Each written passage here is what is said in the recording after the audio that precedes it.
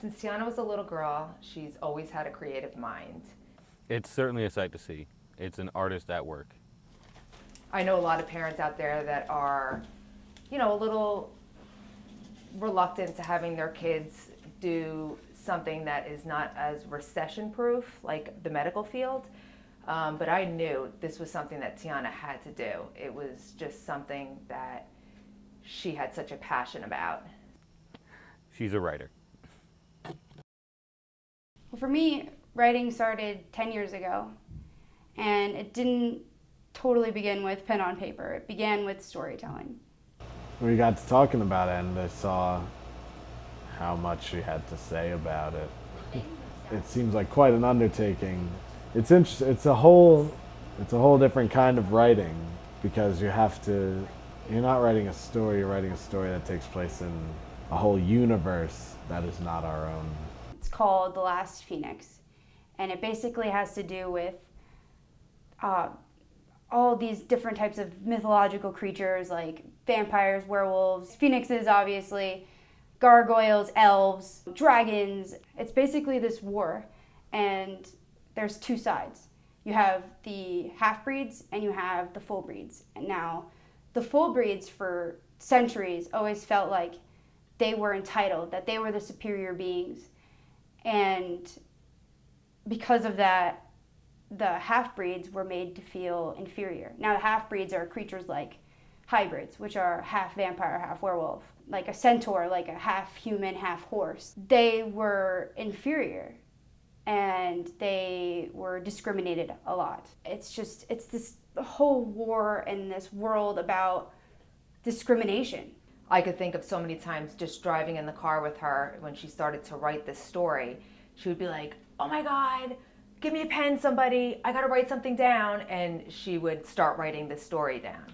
So it was like a couple years later where we were like, Tiana, let me read this story that you've been writing. And she showed us, and I couldn't believe how detailed her story was.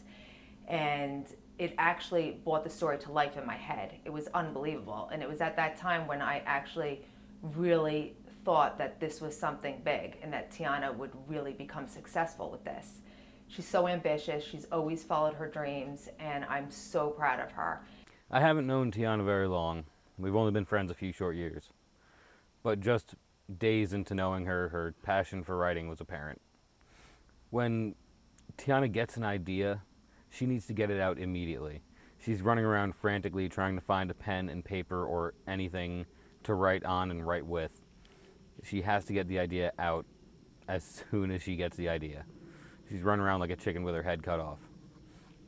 And as soon as she gets it written down, she can finally relax for about 10 minutes. Then she goes and revises the idea.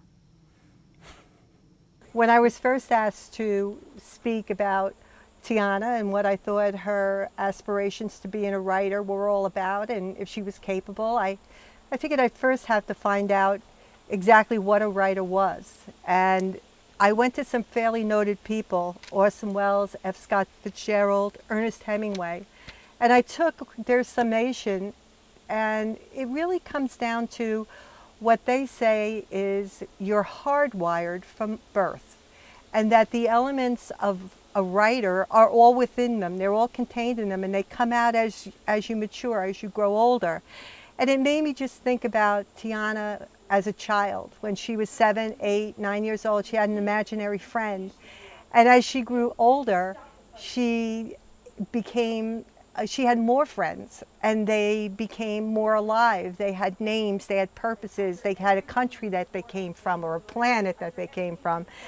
And they were just so real, and they had missions and special powers.